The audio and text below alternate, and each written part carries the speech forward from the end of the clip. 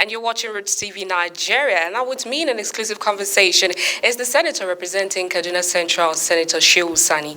You're very much welcome, Sam. Thank you for having me. Now, very first question. We have seen what is happening. Southern Kaduna has come out to protest the Kajuru killing. What do you have to say about this?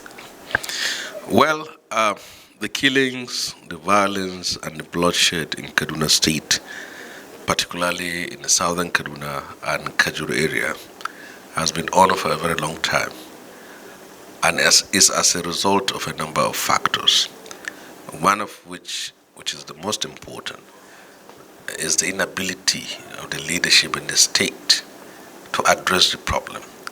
And addressing the problem is not only about deploying the military and the police and also being combative, but it is about sitting down with the stakeholders and addressing the very fundamental issues that has led to this crisis.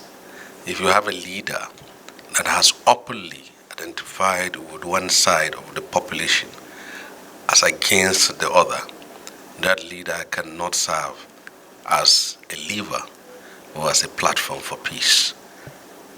There is the need for the people in that area, irrespective of their ethnic and religious background and affiliation, to sit down together and address their problem. The leadership should provide that platform and should also demonstrate that he or whoever is leading that very state can be just and fair to all, and that is not being done at this very time. And now we continue to move from one crisis to another, from one violence to another. It has reached a point whereby the people in that very area now comes to categorize the leader as being supportive of one side as against another. And when you have a situation like this, you can't have peace. Okay, then that brings me to my next question. I want to use, what is happening in Zamfara as a case study. Now, the governor has come out, to state that the armed bandits in that area are more equipped with armor than, the Nigerian soldiers. People know about the controversy back and forth between you and the Kaduna State governor. Don't you think that the issues in Southern Kaduna is more than just the leadership? Well, in the case of Zamfara, it's not an ethnic violence, it's not a religious violence.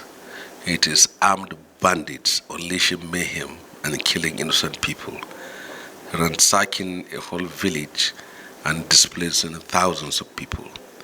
In the case of Kaduna, the crisis and the violence has ethnic coloration, has religious coloration. So it is an inter-ethnic problem, it is inter-religious problem. But there is also the specific violence by headsmen and bandits, specifically in that area. So it is much more complex than that of Zamfara. And for when you have ethnic and religious problem, then you know that the solution is not simply about deploying the military, but it is about sitting down, identifying the very issues that cause this problem between the Muslims and Christians and also between the different ethnic groups, and seeing how you can find solutions to it. But it has reached a point today where the person leading the state is being identified as taking sides. And when you do that, that crisis can hardly come to an end. Sadly. Now, moving on to, what we saw happen in the floor of the House today, the conversation and the debate on the outcome of the 2019 general elections. Could you share your opinion with us, how you, tilt towards in that view? Well, the motion raised today is supposed to be an opportunity for all Nigerians who are there as senators to express their views, opinion, and give a narrative and an account of what happened in the 2019 elections. But it was a missed opportunity because the debate took partisan lines and people became so emotional. I expected the senators to behave responsibly and bring all issues on the table and see how we can resolve it. Democracy is fundamentally rooted in the legitimacy of people elected into office. And if the process is faulty, then that legitimacy of people in office is being challenged or questioned. And these problems of imperfections of our elections is not peculiar to Nigeria, but it is also not an excuse. Well, I can say that the inability of successive administrations in this country to implement effective and far-reaching electoral reforms made it possible for this crisis to keep reoccurring. Government after government benefits from the flaws and the failings of our electoral process, and that makes it impossible for them to implement reform. But nobody in his right senses, and no one with a clear conscience, can say that the 2019 election is perfect. It is flawed. In most cases, it was rigged. Military were deployed. Ballot papers were stuffed.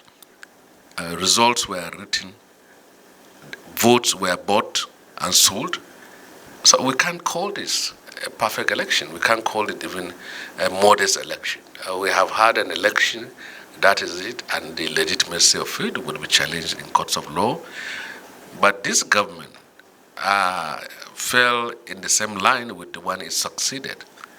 They have reports they don't want to implement. There was a Nnamani report, there was Justice Owais report. All these reports were simply thrown away. Even the very issues which the government need to sign, the bill that the president need to sign, to have addressed those fundamental issues, were themselves not signed. And then this is where we find ourselves. So the debate today could have given Nigerians the opportunity to hear their representatives speak on their experiences as far as their constituencies are concerned. But it became something else. And I feel deeply pained that I didn't have the opportunity to speak. Yes. All right, so that's one place we are going to drop it. Thank you so much. And you have been listening to the Senator representing Kaduna Central, Senator Shehu Sani. Keep it locked on Roots TV Nigeria as we bring you more updates and more.